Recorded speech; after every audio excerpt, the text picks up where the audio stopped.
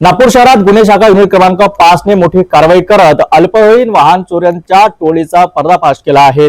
एकाच वेळी 4 वाहन चोरीचे गुन्हे उघडकीस आले असून ही कारवाई वरिष्ठ अधिकाऱ्यांच्या मार्गदर्शनाखाली करण्यात आली आहे।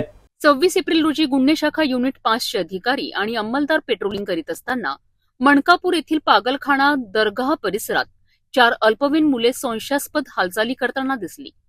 त्यांच्याकडे असलेल्या वाहनांची चौकशी केली असता त्यांनी कोणतेही कागदपत्रे सादर केली नाहीत। अधिक तपास केला असता त्यांनी ही वाहने चोरीची असल्याची कबुली दिली आहे। या वाहनांवर पोलीस ठाणे अजनी, गिट्टी खदान, बजाजनगर व वाडी येथे चोरीचे गुन्हे नोंद असल्याचे निष्पन्न झालेत।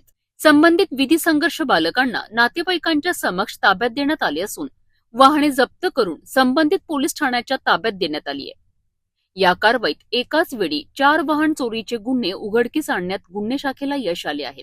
ही संपूर्ण कारवाई पोलीस आयुक्त डॉक्टर रवींद्र सिंगल, सहपोलीस आयुक्त निसार तांबोली, अपर पोलीस आयुक्त संजय पाटील, पोलीस उप आयुक्त राहुल माकणीकर आणि सहाय्यक आयुक्त डॉक्टर अभिजित पाटील यांच्या मार्गदर्शनाखाली पार पडली।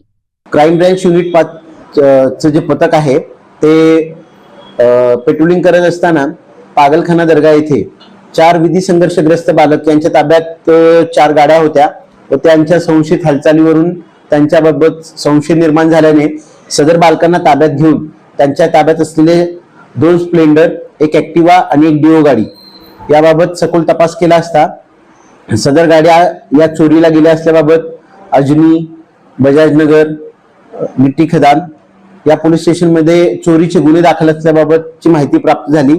तर त्यावरून सदर बालकांकडून त्या गाड्या जप्त करून अजनी, गिट्टी खदान, बजाजनगर या पोलीस स्टेशनचे वाहन चोरीचे गुन्हे उघडकीस आणण्यात आलेले आहेत व त्यांच्याकडून 1,20,000च्या 4 गाड्या जप्त करण्यात आलेल्या आहेत। सदर गुन्ह्याचा तपास हा माननीय detection sir, ACP detection sir यांच्या मार्गदर्शनात क्राईम ब्रँच युनिट 5च्या PSI लोही व पथकाने केलेला आहे। अल्पवयीन मुलांच्या गुन्हेगारीकडे वळणं ही चिंतेची बाब असून अशा टोळ्यांवर वेळेत कारवाई होणं गरजेचं आहे।